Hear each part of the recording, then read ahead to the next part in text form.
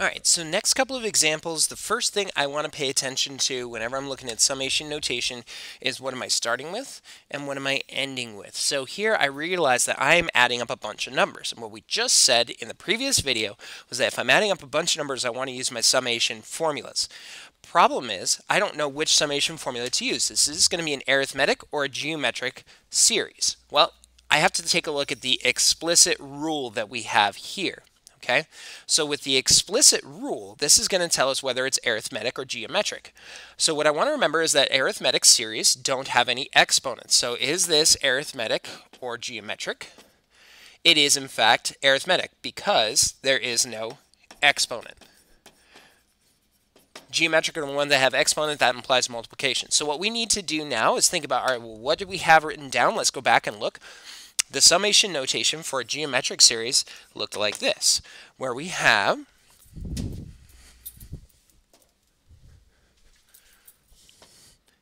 a sub 1 plus a sub n divided by 2, and then the whole thing being multiplied by n. So what we need to do is we need to figure out what's going to be my a sub 1, what's going to be my a sub n, and what's going to be my n. So let's stop and think about this for just a second. It might seem pretty obvious that this n value is equal to 1, because doesn't that say that right here? In actuality, no. What we want to think about n here is it's the number of terms that we're going to be adding up. So how many numbers are we adding up? From 1 to 200. So here we want to see that n is going to equal 200. So the next thing we want to do is find out what's going to be my a sub 1 and what's going to be my a sub n.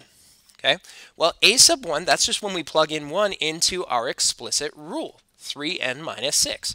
So let's go ahead and do that. A sub 1 is going to be 3 times 1 minus 6.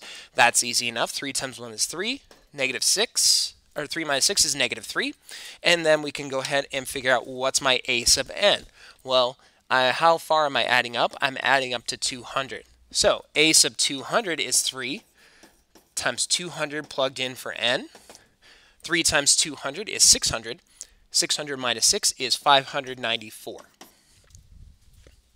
Now, do I have my a sub 1? Check. I've got my a sub n. Check. And I've got my n equals 200. So we can plug everything that we need to in here. For a sub 1, I plug in that negative 3.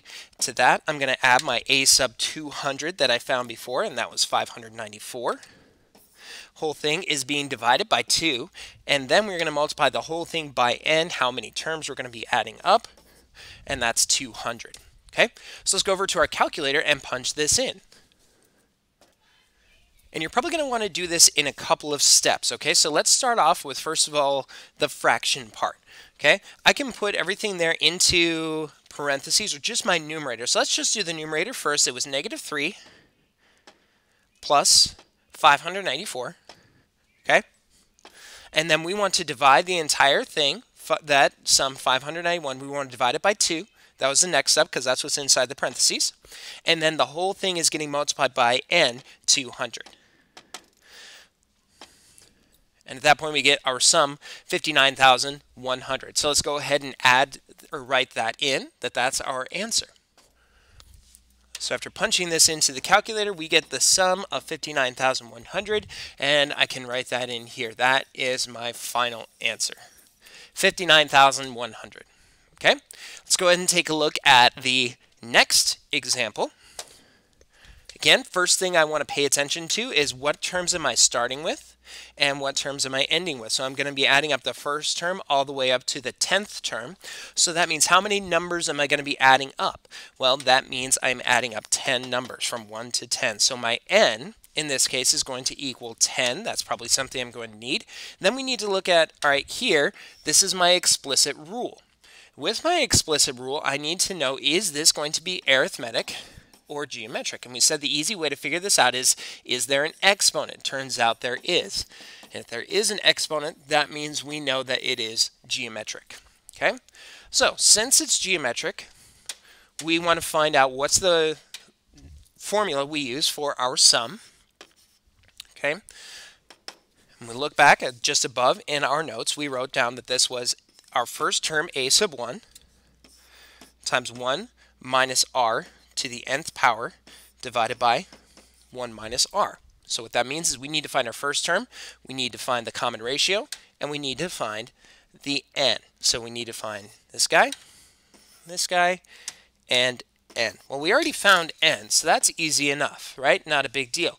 But how do we find a sub 1 and r? We could do the exact same thing we did in the previous example where we plug in 1 in for our n, and we'll find that term, and then 10 in for n, and we'll find that term. But that's actually a lot of work. I don't want to have to do that. It also doesn't tell me exactly what the common ratio is, okay? So what I can do actually is recognize that this is my explicit rule for the geometric sequence that's going to give me this list of numbers to add up. So the explicit rule, if we remember this, and this goes back to our notes from last time, a sub n is going to be our first term times our common ratio to the n minus 1 power. So we can find out real quick here that this number is going to be that first term. So a sub 1 is going to be -3. And then my common ratio is the thing that we are going to be raising up to the exponent. So my common ratio is going to be -4. And now we can quickly see that we have everything we need. Okay? So let's go ahead and plug in these things into our equation, or into our formula. A sub 1 is -3. The whole thing is going to be put into parentheses. We have 1 minus my common ratio, -4. And that's going to be raised up to the 10th power, that's my n, divided by 1 minus -4. Okay? Now, let's go and use the calculator, but we want to do this in a couple of different steps. I think that's going to make it a lot easier than trying to punch in everything that we see here. Because even as it's written, the order of operations isn't going to quite follow, and we would need to add a lot more parentheses, and that could be confusing. So let's go back to the calculator and try and put this in, okay? So let's go ahead and do our numerator first. And the numerator was this, 1 minus, and notice the parentheses that we used, -4. And then this was going to be raised up to the 10th power. Okay? So this is now my numerator. And this is a really gross looking number, and you may even see this, -1.04858 times e to the 6th power. Well, all this is saying is, hey, we're going to move that decimal over 10 spaces to the right.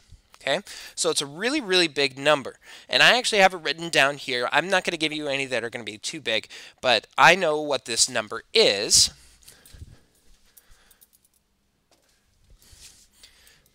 So that means my numerator is going to be -1,000, or 1048575. Okay, I did this without the aid of any rounding on the calculator, so just go ahead and use this number. That's my numerator. Okay, next thing we need to do is the denominator, but do we really need a calculator for that part? 1 minus a -4. Well, we know that, hey, if we have 1 minus a negative, that's going to turn a positive. So that means we're going to divide this whole thing by 5. Okay, now this is something that we can use in our calculator really easily. Let's go ahead back over to our calculator and punch this value in.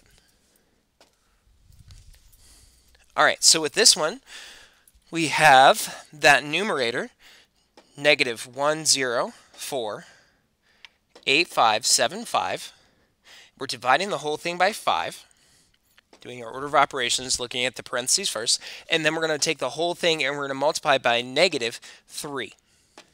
And that value gives me this positive 629,145.